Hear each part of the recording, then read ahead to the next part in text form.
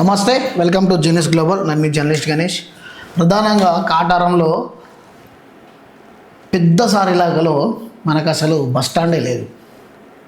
నిజం చెప్పాలంటే మీకు మ్యాప్ ద్వారా చూపెడతాం మిత్రులారా. చూడండి, ఇప్పుడు ఇది వచ్చేసి మహాదేవ్పూర్ రోడ్ అనమాట. ఈ మహాదేవ్పూర్ రోడ్డు పోయే భక్తులు ఎక్కడ అవుతారు? ఇగో ఇక్కడ మెయిన్ ప్రధాన కూడలి కాడ ఇగో ఇక్కడ భక్తులు ఈడ నిల్చొని ఉంటారు బస్సుల కోసం. ఈడ నిల్చోవడం వలన ఇక్కడ నుంచి లారీలు ఎక్కువ పోతూనే ఉంటాయి కాబట్టి ఈ మెయిన్ రోడ్ కాడనే నిల్చుంటారు. ప్రధానంగా ఇక్కడ రోడ్డు పక్క ఉంటే నిల్చొని బస్సుల కోసం కొట్టుకుంటూ ఉంటారు. ఇక రెండోది ప్లస్ మనకు ఇక్కడ ఇది మంతని రోడ్డు. ఇక మంతని రోడ్డుకి అయితే ఎలా ఉంటుంది అంటే మీకు చూపెడతారు చూడండి. ఈ మంతని రోడ్డుకి వెళ్ళే కాడైతే ఇక్కడ పండ్ల షాపులు ఉంటాయి. ప్రతి ఒక్కటి ఇక్కడ షాపులు కానీ డైరీ ఫామ్ కానీ అన్నీ ఇక్కడ ఉంటాయి. పబ్లిక్ రోడ్డు పక్కకు ఉంటే ఒక ఫీట్ దూరంలోనే నిలబడి ఉంటారు. ఇక ఇటు నుంచి బొగ్గు లారీలు, అట్లా ఇసుక లారీలు, పెద్ద పెద్ద వెహికల్స్ ఇట్లా చక్కగా వచ్చి ఇక్కడ యూటర్న్ తీసుకొని ఈ భూపాలపల్లికి వెళ్ళే రోడ్డుకు వెళ్ళిపోతాయి. ఇక మన భూపాలపల్లికి పోయే భక్తులు ఎక్కడ నిల్చుంటారు అంటే ఈ ప్రధాన మెయిన్ కూడలి ఇది అంబేద్కర్ బొమ్మ దగ్గర 3 రహదారులు ఉంటాయి.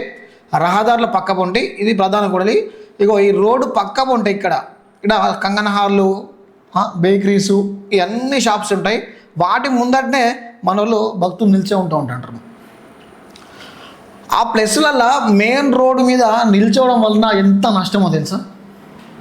ఏదైనా లారీ వచ్చి అకస్మాత్తుగా బ్రేక్ పడకుండా మంచి స్పీడ్లో ఉంటే చక్కగా భక్తుల మీకే పోతుంది.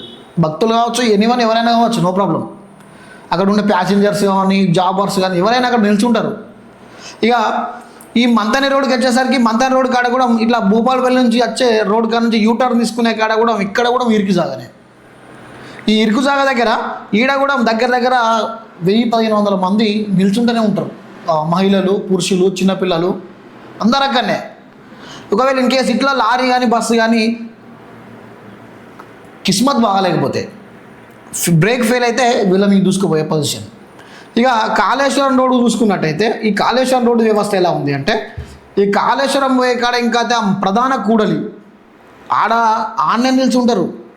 ఎక్కువ జనాలు కాళేశ్వరం పోవాలి అంటే ఈ ప్రధాన కూడలికి కొంచెం 10 ఫీట్ల దూరంలో ఇక్కడ ఒకటి హాస్పిటల్ ఉంటుంది, శ్రీ బాలాజీ హాస్పిటల్ అని చెప్పి. దాని ముందర కుప్పలు నిల్చొని ఉంటారు. నిల్చొని ఆడ బస్సుల కోసం పడికాపులు కాస్తూ ఉంటారు. ఈ కాళేశ్వరం మహారాష్ట్ర ఎక్కువ పోయే భక్తులు ఈ ప్లేస్లో నిల్చుంటారు. ఇక చూడండి, ఇక్కడ దౌర్భాగ్యం ఏంటంటే ఈ గారపల్లి మెయిన్ సెంటర్ ఇక్కడ అంబేద్కర్ బొమ్మ దగ్గర ఈ మంతని నుంచి వచ్చే లారీలో ఇక్కడ యూటర్న్ తీసుకునే సమయంలో భూపాలపల్లికి వెళ్ళే దారిలో ఇక్కడ మూల మీద టైర్లు పేలుతూ ఉంటాయి. ఎట్లా వేలుతాయంటే టైరు వేలితే ఒక నాటు బాంబు వేలే అంత సౌండ్ ఎలా ఉంటుందో అలా వస్తుంది. అంత డేంజర్ఫుల్గా ఉంటుంది. అడంత డస్ట్ వస్తుంది, అంత అక్కడ గాలి వీస్తుంది. ఒకవేళ ఇన్ కేస్ ఇక్కడ ఎవరైనా మనిషి ఉండడం మాత్రం చెవు దెబ్బలు వలుగుతాయి. అంత డేంజర్ఫుల్గా ఉంటుంది.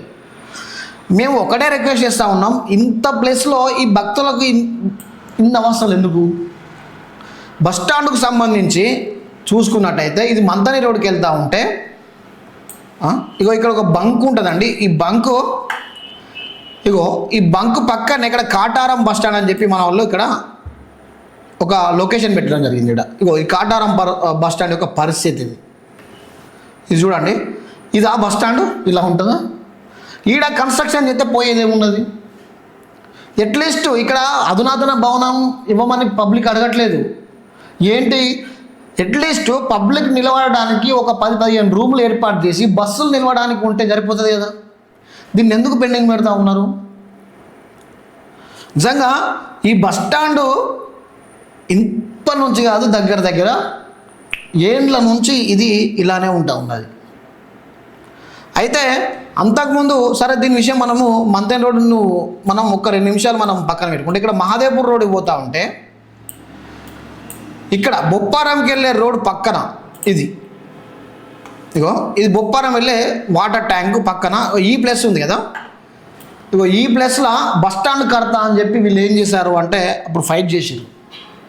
సో అది వేరే థర్డ్ పార్టీ వాళ్ళది, దాని మీద ఆ కేసెస్ ఉన్నాయి, దానికి ఫేవర్గా రాలేదు, టీఎస్ఆర్టీసీ వాళ్ళకు ఫేవర్గా రాలేదు. సో అది పట్టాదారుడు ఎవరైతే ఉన్నారో అది దానికి చెందిందని చెప్పి దాని మీద ఎలిగేషన్స్ ఉన్నాయి. ఓకే, దాన్ని పక్కన పెట్టేద్దాం.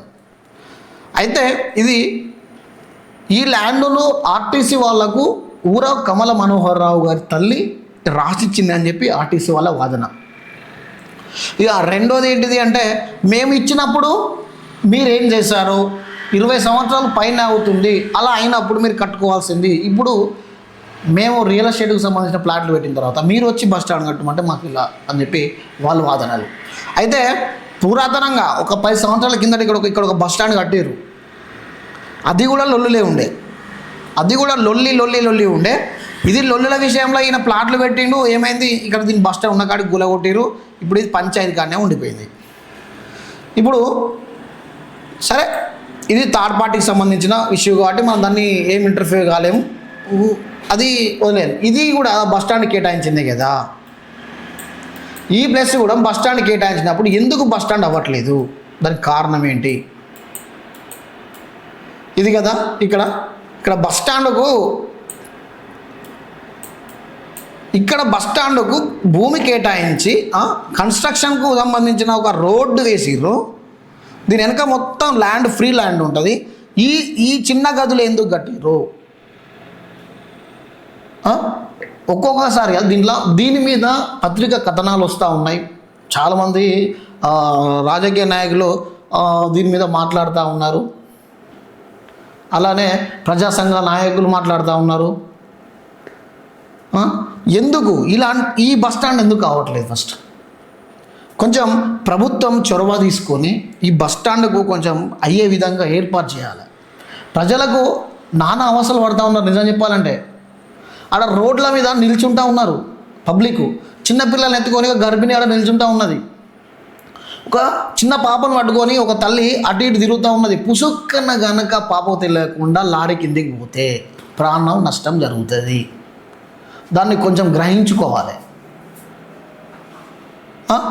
ఈ 3 ప్లేసులు కాటారంకి అయితే నేను చెప్పాలంటే మల్హర్ మండలం నుంచి పబ్లిక్ వస్తారు, ఇటు కాళేశ్వరం నుంచి రావాలన్న పబ్లిక్ కాటారం కానీ అవుతారు, ఇటు మహముత్తారం ఈ ఏరియాలో ఉన్న ప్రతి ఒక్కరు వచ్చి కాటారంలోనే అవుతారు అనమాట. ఈ సెంటర్లో కాటారం సెంటర్లో ఎంత లేదన్నా ప్రతిరోజు ఈవినింగ్ 100-150 మంది అక్కడ బండ్లు పార్కింగ్ చేస్తూ ఉంటారు, కూర్చుంటూ ఉంటారు, సేద తీరుతూ ఉంటారు. ఆ టైంలో లారీ కానీ బస్సు కానీ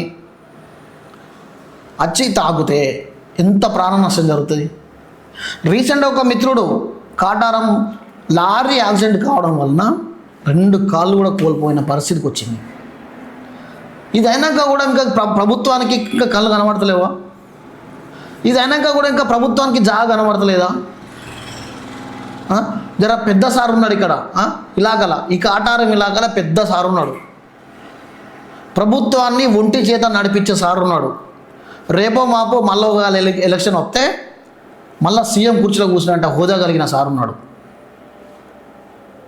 అంత విజన్న నాయకుడు ఉన్నాడు. ఈ యొక్క బస్ స్టాండ్ మీద కొంచెం దివ్య దృష్టి పెడితే ఏమైపోతుంది సార్?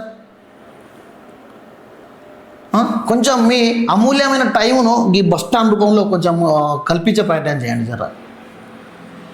మీరు ఎన్నో డెవలప్లు చేస్తూ ఉన్నారు, రోడ్లు వేస్తూ ఉన్నారు, స్ట్రీట్ లైట్లు పెడతా ఉన్నారు, ఎన్నో సార్లు చేస్తూ ఉన్నారు, ఎన్నో పనులు చేస్తూ ఉన్నారు. ఇప్పుడు మీరు మీ ఇలాకాలో నేషనల్ హైవే కాటార్ నుండి మంతెన్ రోడ్ వరకు మంతెని వరకు 6 వే వస్తూ ఉన్నది. దీని మీద ఒక కన్నేసి కొంచెం దీన్ని అయ్యే విధంగా చేయండి. కొంచెం ప్రజలకు చేరువలో ఉండే విధంగా కొంచెం చేయండి సార్. అలనాడు మాకు ఒక మంత్రి ఉండే, అధునాతన బిల్డింగ్ కట్టించిండు అని చెప్పి ఒక పేరు ఉంటుంది మాకు, మేము తలుచుకుంటాం అని చెప్పి ప్రజలు వాపోతున్నారు. దీని మీద కొంచెం ప్రభుత్వం దివ్య దృష్టి పెట్టి ఈ కాటారం సబ్ డివిజన్ ఏదైతే ఉందో దానికి ఒక పెద్ద బస్టాండ్ భవనాన్ని సమకూర్చి ప్రజలకు ఇబ్బంది లేకుండా ఏర్పాటు చేయాలన్నది ఇక్కడున్న ప్రజల యొక్క వాదన. దాన్ని కొంచెం ప్రభుత్వం దృష్టి పెట్టి ఈ బస్టాండ్ అయ్యే విధంగా చూడాలి. ఇది ప్రజల వాదన. నమస్తే, చూస్తూనే ఉండండి. నేను మీ జర్నలిస్ట్ గణేష్. నమస్తే.